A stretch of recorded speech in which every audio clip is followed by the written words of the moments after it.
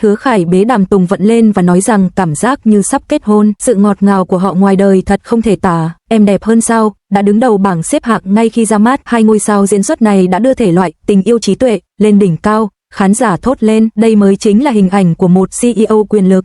Bạn có tin được không? Hứa Khải bế Đàm Tùng Vận lên và nói, cảm giác như sắp kết hôn trước mặt mọi người. Em đẹp hơn sao, đã trở thành hit ngay từ khi ra mắt. Cặp đôi quyền lực này khắc họa đỉnh cao của tình yêu trí tuệ, đề cập đến những vấn đề nhức nhối thực tế như quấy rối tình dục nơi công sở và thành công trong kinh doanh, chạm đến trái tim người xem. Những cảnh khóc của Đàm Tùng Vận rất chân thực và lay động lòng người, còn diễn xuất của Hứa Khải được khen ngợi là hoàn toàn tự nhiên.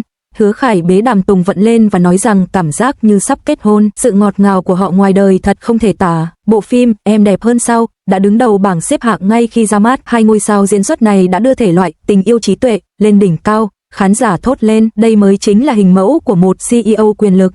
Bạn có tin được không? Hứa Khải đắp bế Đàm Tùng Vận lại nói, cảm giác như sắp kết hôn vậy trước mặt mọi người. Đây không chỉ là tin đồn của paparazzi, đây là một cảnh có thật đã xảy ra tại một sự kiện dành cho người hâm mộ của bộ phim Em đẹp hơn sao. Hôm đó, Hứa Khải nhìn thấy Đàm Tùng Vận trong bộ váy cưới và vội vàng chạy đến bế cô lên, thậm chí còn nhấc nhẹ cô lên để tránh dẫm lên váy, trước khi đưa cô đến với cái kết hạnh phúc. Nhớ lại cảnh cưới đó, Hứa Khải thừa nhận, tôi chưa bao giờ cảm thấy hồi hộp như thế này trước đây. Anh ấy đã khen ngợi Đàm Tùng Vận trên phim trường, nói rằng đó là một tài năng, dù em có bao nhiêu tuổi đi nữa, em vẫn luôn trẻ trung, xinh đẹp và quyến rũ, và rằng Đàm Tùng Vận rất nhẹ nên anh ấy sẽ không mệt khi bế cô ấy. Thật sự, đây không phải là đang quảng bá phim, rõ ràng là họ đang lợi dụng công việc làm cái cớ để lan tỏa sự ngọt ngào. Vậy, câu chuyện đằng sau bộ phim khiến cả Internet phát cuồng vì cặp đôi này là gì?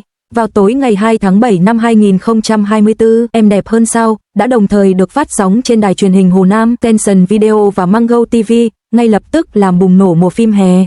Kết quả ra mắt ấn tượng đến mức nào? Tỷ lệ người xem trên toàn quốc của CSM đã tăng vọt lên 1,04, chiếm 5,27% thị phần và vững chắc giữ vị trí là kênh truyền hình vệ tinh tỉnh có tỷ lệ người xem cao nhất trong khung giờ phát sóng. Ấn tượng hơn nữa, nó đã trở thành bộ phim truyền hình có tỷ lệ người xem cao nhất được phát sóng trên các nền tảng màn ảnh rộng trong năm 2024, không có đối thủ nào sánh kịp.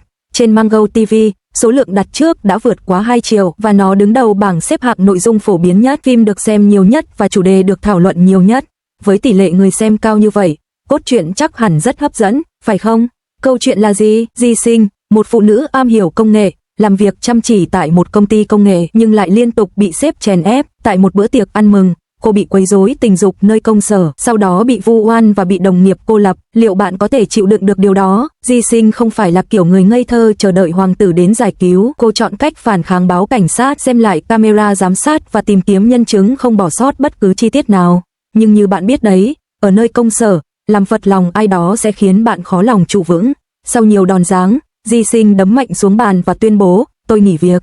Cô từ chức và bắt đầu công việc kinh doanh riêng. Điều này dẫn chúng ta đến nam chính, Han Tinh. Hứa Khải vào vai Han Tinh, người vừa trở về từ nước ngoài, sẵn sàng tạo dấu ấn trong ngành chăm sóc sức khỏe dựa trên trí tuệ nhân tạo. Anh ta không phải là kiểu CEO trơn tru, độc đoán, chỉ biết nói những câu như trời đang lạnh cứ để công ty Wang phá sản đi. Khi bàn về đầu tư, anh ấy ăn mặc chỉnh tề, toát lên vẻ tự tin, ánh mắt sắc sảo và quyết đoán. Nhưng ngay khi quay sang Di Sinh, ánh mắt anh ấy dịu dàng lập tức. Sự quyết tâm giúp cô giải quyết khủng hoảng, sự chu đáo khi đưa cho cô một tách đồ uống nóng, thậm chí cả nụ cười vô tình trên môi cũng cho thấy tình cảm chân thành của anh. Khán giả rất tinh ý. Một số người nhận xét rằng diễn xuất của Hứa Khải lần này hoàn toàn tự nhiên, thổi hồn vào nhân vật Han Tinh. Với hai người này bên nhau, làm sao mà không hấp dẫn được? Di Sinh đang khởi nghiệp kinh doanh chăm sóc sức khỏe bằng trí tuệ nhân tạo, còn Han Tinh lại là chủ tịch của Đông Yang Medical, người trực tiếp đầu tư vào anh. Hai người dần dần từ đối tác kinh doanh trở thành tri kỷ. Cốt truyện tình yêu trí tuệ này tinh tế hơn nhiều so với những câu chuyện tình yêu sét đánh sướt mướt. Bình luận của cư dân mạng rất thẳng thắn, một cặp đôi mạnh mẽ đáng hài lòng và một màn mở đầu lãng mạn bất ngờ. Tuy nhiên, sự nổi tiếng của bộ phim không chỉ đến từ sự ngọt ngào, nó chạm đến những điểm khó khăn thực tế mà người dân bình thường trải qua. Lấy ví dụ cảnh Di Sinh bị quấy rối tình dục, nó được miêu tả vô cùng chân thực. Cô ấy phá rối bữa tiệc, gọi cảnh sát và yêu cầu xem đoạn phim an ninh, nhưng đoạn phim không rõ ràng và không ai chịu làm chứng cho cô ấy. Cảnh này có quen thuộc không? Có bao nhiêu phụ nữ đi làm gặp phải tình huống tương tự và cuối cùng phải chịu đựng trong im lặng, nhưng Di Sinh không lùi bước, cô ấy đã tìm được Han Tinh làm nhân chứng.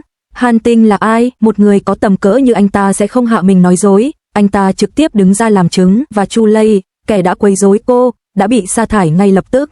Bạn nghĩ đó là kết thúc sao? Hoàn toàn không. Ngày hôm sau, Di Sinh trở lại làm việc chỉ để đối mặt với sự cô lập tập thể và những lời lẽ lạnh lùng. Tiểu thuyết gốc miêu tả điều đó đặc biệt sâu sắc. Khi cô đến phòng nhân sự, cô có thể nghe thấy vài người đàn ông cười nhạo từ xa. Mông cô ta quý giá lắm, cô ta phải đánh đổi công việc để được chạm vào. Sự bắt nạt nơi công sở ngột ngạt này còn tệ hơn cả bị hành hung thể xác. Do đó, Di Sinh từ chức không chỉ vì bị quấy rối, mà còn vì cô nhận ra rằng ở nơi này không có quyền lực, bạn hoàn toàn phụ thuộc vào họ. Khi chứng kiến CEO của công ty, Zheng Ji, sa thải người khác chỉ bằng một câu nói, cô không cảm thấy biết ơn, mà thay vào đó, bao giờ mình mới có được quyền lực như bà ta để không phải chịu đựng sự sỉ nhục như vậy. Khát khao quyền lực này chính là động lực thực sự thúc đẩy những nỗ lực khởi nghiệp quyết tâm sau này của cô. Nói về diễn xuất, Đàm Tùng Vận một lần nữa gây ấn tượng mạnh mẽ với khán giả. Vai diễn Di Sinh của cô, sự bướng bỉnh khi đối mặt với những thất bại trong kinh doanh, lúm đồng tiền khi cô vui vẻ, sự run nhẹ của bờ vai khi cô khóc trong đau khổ, mỗi biểu cảm đều vô cùng sắc sảo. Những cảnh khóc của cô đặc biệt xuất sắc, người xem ngoài màn ảnh cũng cảm thấy nước mắt dâng trào cùng với cô. Có người nói Đàm Tùng Vận là bậc thầy của hình tượng ánh trăng trắng. Từ vai diễn Căng Căng thời trẻ đến vai Di Sinh hiện tại, cô luôn giữ được hình ảnh trong sáng và ngây thơ của một nữ thần học đường. Bản thân Đàm Tùng Vận khá tỉnh táo, hỏi đây có phải là vai diễn của mình không? Lần sau, mình sẽ đổi vai. Tất nhiên, không có bộ phim truyền hình ăn khách nào có thể thoát khỏi sự soi mói của cư dân mạng. Khi Em đẹp hơn sao trời tiến triển, đặc biệt là tập 31, cảnh Di Sinh và Han Tinh cãi nhau chia tay, đã gây ra tranh cãi.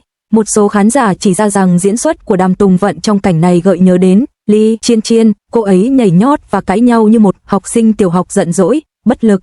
Thành thật mà nói, đây là một đánh giá khắc nghiệt, nhưng nó phản ánh một vấn đề: gương mặt trẻ thơ của Đàm Tùng Vận và những vai diễn đáng nhớ trước đây của cô đôi khi lại là con dao hai lưỡi.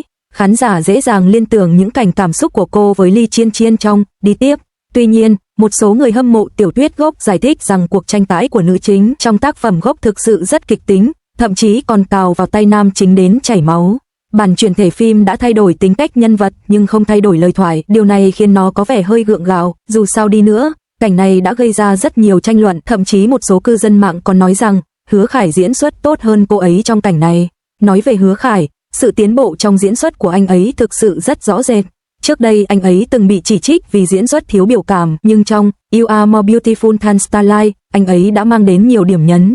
Đặc biệt là trong cảnh tranh cãi, Hứa Khải đã thể hiện hoàn hảo những cảm xúc phức tạp của Han Tinh khi bị hiểu lầm, sự tức giận bị kìm nén và sự ngần ngại bộc lộ cảm xúc thật sự.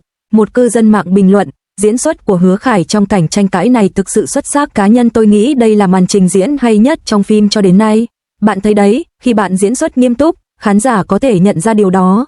Bộ phim vô cùng ngọt ngào, và giai đoạn quảng bá bên ngoài phim thậm chí còn là một sự kiện lan tỏa đường ngọt ngào lớn hơn. Bên cạnh cảnh bế công chúa gây sốt, những tương tác giữa Hứa Khải và Đàm Tùng Vận trong các cuộc phỏng vấn cũng khá thu hút. Hứa Khải khen ngợi Đàm Tùng Vận về tài năng ánh trăng trắng, và Đàm Tùng Vận đã nói đùa rằng họ nên đổi chủ đề.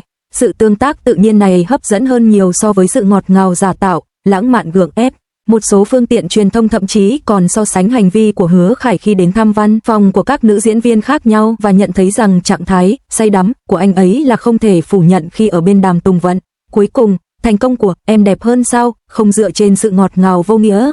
Bộ phim đặt ra một câu hỏi rất thực tế cho khán giả: khi một cô gái bình thường bị bắt nạt, đàn áp và quấy rối tình dục ở nơi làm việc, liệu cô ấy nên im lặng chịu đựng hay vùng lên?